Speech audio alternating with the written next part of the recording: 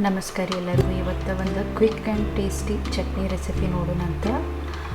ಆಮೇಲೆ ಇದು ರೊಟ್ಟಿಗೆ, ಚಪಾತಿಗೆ, ದೋಸೆಗೆ ಭಾಳ ಚಲೋ ಅನ್ಸುತ್ತೆ. ಫಸ್ಟಿಗೆ ನಾನು ಇಲ್ಲಿ ಒಂದು ಪ್ಯಾನಿಗೆ ಒಂದು ಹಾಫ್ ಸ್ಪೂನ್ ಎಣ್ಣೆ ಹಾಕ್ಕೊಳತ್ತೀನಿ. ಹಾಕ್ಕೊಂಡ್ಮೇಲೆ ಅದಕ್ಕೆ ಹೆಚ್ಚಿದಂಥ ಬೆಂಡೆಕಾಯಿ ಹಾಕ್ಕೊಳತ್ತೀನಿ, ಹೆಚ್ಚಿ ತೊಗೊಂಡಿದ್ದು. ಆಮೇಲೆ ಅದಕ್ಕೆ 3 ರಿಂದ 4 ಬೆಳ್ಳುಳ್ಳಿ ಎಸಳು, ರುಚಿಗೆ ತಕ್ಕಷ್ಟು ಹಸಿಮೆಣ್ಸಿನ್ಕಾಯಿ, ಆಮೇಲೆ ಒಂದು ಸ್ವಲ್ಪ ಕರಿಬೇವು ಹಾಕ್ಕೊಂಡು ಸ್ವಲ್ಪ ಹುರ್ಕೋತೀನಿ. ಸ್ವಲ್ಪ ಹುರ್ಕೊಂಡಾದಮೇಲೆ 1 ಸ್ಪೂನ್ ಜೀರಿಗೆ ಹಾಕತ್ತೀನಿ. ನಾನು ಇಲ್ಲೇ ಜೀರಿಗೆ ಹಾಕಿ ಆಮೇಲೆ ಕಂಪ್ಲೀಟಾಗಿ ಹುರ್ಕೋತೀನಿ. ಎಲ್ಲಿ ತನಕ ಹುರ್ಕೋಬೇಕು ಅಂದರೆ ಅದು ಬೆಂಡೆಕಾಯಿ ಲೋಳೆ ಇರುತ್ತಲ್ಲ, ಅದೊಂದು ಸ್ವಲ್ಪ ಕಮ್ಮಿ ಆಗಬೇಕು, ಅಲ್ಲಿ ತನಕ ಹುರ್ಕೋಬೇಕು. ಸೊ ಇಲ್ಲೇ ನೋಡಿರಿ, ಕಂಪ್ಲೀಟಾಗಿ ಬೆಂಡೆಕಾಯಿ ಕಲರ್ ಚೇಂಜ್ ಆಗ್ಯಾವ. ಸೊ ಈಗ ಗ್ಯಾಸ್ ಆಫ್ ಮಾಡಿ ಇದನ್ನು ಕಂಪ್ಲೀಟಾಗಿ ಆರಾಕ್ ಬಿಡಬೇಕು. ಇವು ಎಲ್ಲ ಕಂಪ್ಲೀಟಾಗಿ ಆರಿದ ಮೇಲೆ ನಾವು ಇವನ್ನ ಮಿಕ್ಸಿ ಜಾರಿಗೆ ಹಾಕ್ಕೋಬೇಕು.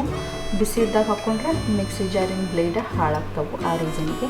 ಸೊ ಇಲ್ಲೇ ಕಂಪ್ಲೀಟಾಗಿ ಆರಿದ ಮೇಲೆ ನಾನು ಇಲ್ಲೇ ಮಿಕ್ಸಿ ಜಾರಿಗೆ ಹಾಕ್ಕೊಳತ್ತೀನಿ. ಹಾಕ್ಕೊಂಡೆ ಇದಕ್ಕೆ ರುಚಿಗೆ ತಕ್ಕಷ್ಟು ಉಪ್ಪು ಹಾಕ್ಕೊಳತ್ತೀನಿ. ರುಚಿಗೆ ತಕ್ಕಷ್ಟು ಉಪ್ಪು ಹಾಕ್ಕೊಂಡ್ಮೇಲೆ ಒಂದು ಸ್ವಲ್ಪ ಅಂದರೆ ಸ್ವಲ್ಪ ಹುಣಸೆಹಣ್ಣು ಹಾಕ್ಕೊಳತ್ತೀನಿ.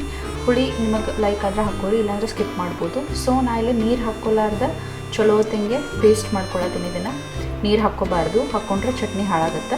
ಸೊ ಕಂಪ್ಲೀಟಾಗಿ ನೋಡಿರಿ, ಇಲ್ಲೇ ಚಟ್ನಿ ಎಷ್ಟು ಚಲೋ ಕಾಣಾತಿದೆ. ಸೊ ಕಂಪ್ಲೀಟಾಗಿ ನಾನು ಇಲ್ಲೇ ಇದನ್ನು ಪೇಸ್ಟ್ ಮಾಡ್ಕೊಂಡಿನಿ. ಈ ಚಟ್ನಿನ ನೀವು ರೊಟ್ಟಿ ಜೊತೆ, ಚಪಾತಿ ಜೊತೆ, ಹಂಗೆ ದೋಸೆ ಜೊತೆನೂ ಸರ್ವ್ ಮಾಡ್ಬೋದು. ಇದು ಭಾಳ ಟೇಸ್ಟಿ ಅನಿಸುತ್ತೆ. ಹಂಗೆ ನೀವು ಇದನ್ನು ಏರ್ ಟೈಟ್ ಕಂಟೈನರ್ ಒಳಗೆ ಸ್ಟೋರ್ ಮಾಡ್ಕೋಬೋದು. ಫ್ರಿಜ್ ಒಳಗೆ ಇಟ್ಟರೆ ಒಂದು 6 to 8 days ಇಟ್ಕೋಬೋದು.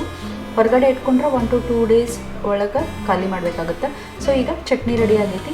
ಸೊ ಈ easy and quick tasty recipe ನಿಮಗೆ ಲೈಕ್ ಆಗಿದ್ರೆ ಲೈಕ್ ಮಾಡಿರಿ, ಶೇರ್ ಮಾಡಿರಿ, ಹಂಗೆ ಕಮೆಂಟ್ ಮಾಡಿರಿ.